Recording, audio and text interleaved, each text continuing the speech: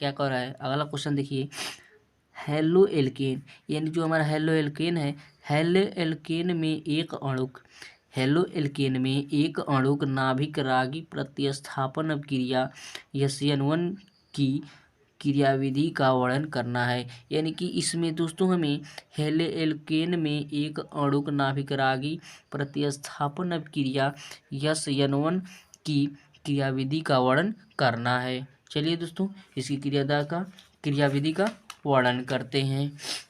देखिए हमारा इसी अभिक्रिया को जो होती है एक अणुक क्रियाविधि कहते हैं। देखिए इसमें एक अणुक नाभिक रागी प्रतिस्थापन दिया है, उसी को एक अणुक क्रियाविधि कहते हैं। देखिए दोस्तों इसका क्रियाविधि क्या हो जाएगा, लिखेंगे यह अभिक्रिया 2 चरणों में संपन्न होती है। जो हमारा एक अणुक क्रियाविधि का अभिक्रिया होता है दोस्तों, वह 2 चरणों में जाकर संपन्न होती है, यानी कि 2 चरणों से होती है। पहले चरण में देखिए, पहले चरण में RX यानी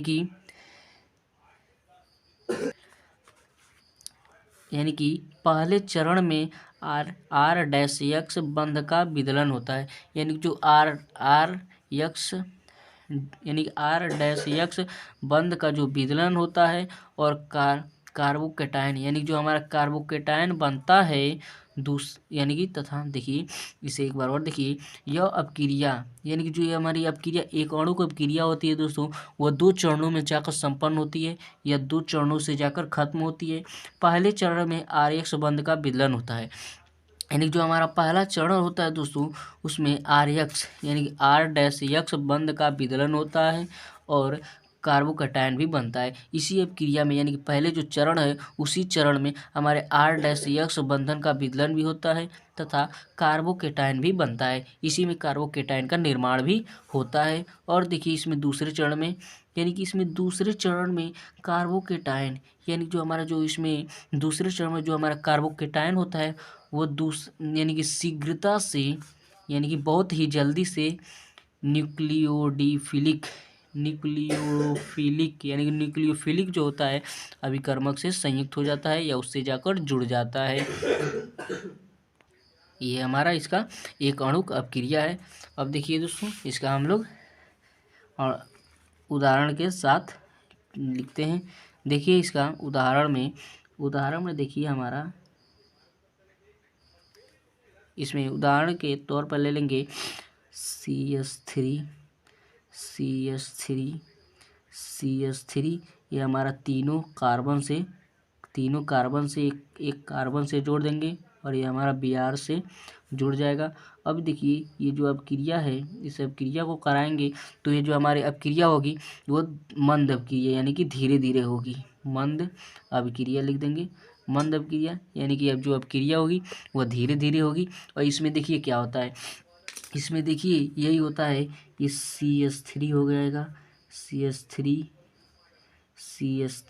ये जो हमारा CH3 यानी कि कार्बन से जुड़ा रहेगा, ये हमारा देखिए यहाँ से जुड़ा रहेगा। जो ये ब्रोमीन है इससे जो जुड़ा है वो ब्रोमीन हट जाता है तो इस पर हमारा प्लस चार्ज था, यानी कि प्लस चार्ज इस पर देखिए कोई भी चार्ज नहीं है।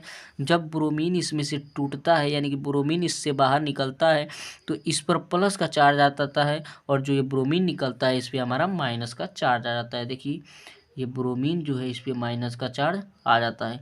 यही हमारे एक अणु की अभिक्रिया है। देखिए एक और अभिक्रिया देखिए इससे ये हमारा पहले चरण का था, ये दूसरे चरण में देखिए CH3 इसमें भी हमारा कार्बन ही जुड़ा रहेगा, C होगा। देखिए दोस्तों ये हमारा जो यानी कि दूसरे चरण की जो अभिक्रिया होगी वो बहुत ही तीव्र अभिक्रिया होगी, तेजी से अभिक्रिया होगी। ये हमारा प्लस का रहेगा, ये OH माइनस यानी कि यह अभिक्रिया CHOH का माइनस रहेगा। अब देखिए जब ये तीव्र अभिक्रिया होती है दोस्तों तो ये जो हमारा यानी कि ये बॉन्ड के साथ जुड़ जाता है। यानी कि देखिए यहाँ पर यानी कि CH3 ये C से जुड़ा होता है प्लस OH होता है। जब यह तीव्र अभिक्रिया होती है तो इसमें जो हमारा OH माइनस होता है OH माइनस बॉन्ड के साथ इसमें जुड़ जाता है। ये हमारा प्लस माइनस प्लस नहीं रहेगा, इसमें आकर जुड़ जाता है। यहाँ पर देखिए प्लस होता है, यहाँ पर प्लस होता है और यहाँ पर OH माइनस होता है। लेकिन जब ये तीव्र अपक्रिया होती है तो तीव्र अपक्रिया के कारण हमारा OH है वो हमारे बॉन्ड के साथ इससे कार्बन से जुड़ जाता है। ये हमारे इसकी अपक्रिया थी।